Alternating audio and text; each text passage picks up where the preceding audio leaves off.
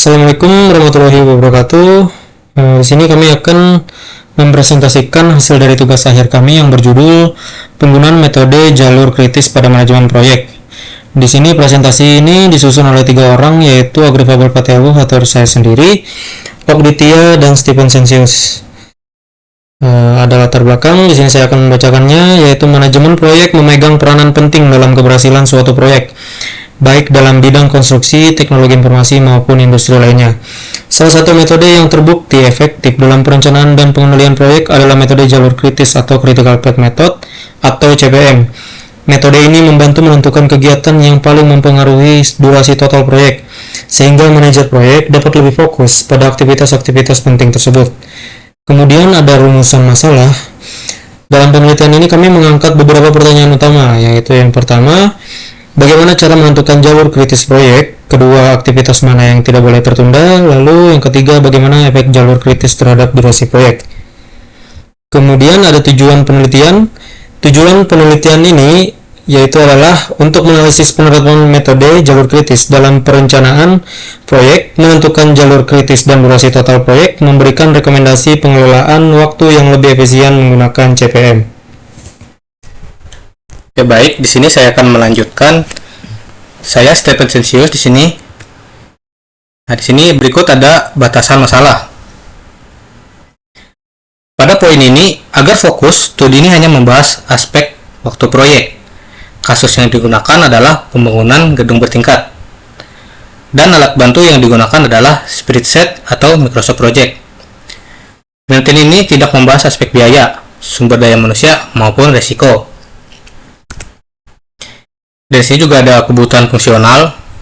Adapun dari poin-poin ini, sistem yang dikembangkan membutuhkan input berupa daftar aktivitas dan durasinya, serta hubungan antar aktivitas. Dan dari data ini juga, sistem akan mengidentifikasi jalur kritis secara otomatis dan menyajikan hasil dalam bentuk Gantt chart dan network diagram. Juga dilakukan perhitungan waktu total proyek dari select dari setiap aktivitas. Dan poin dari kebutuhan non-fungsional juga di sini, sistem dirancang agar sederhana dan dapat digunakan oleh pengguna non-teknis. Output disajikan secara visual dan interaktif, serta dapat diakses secara offline. Waktu respon sistem juga dioptimalkan agar tidak lebih dari 2 detik setiap kali menerima input baru.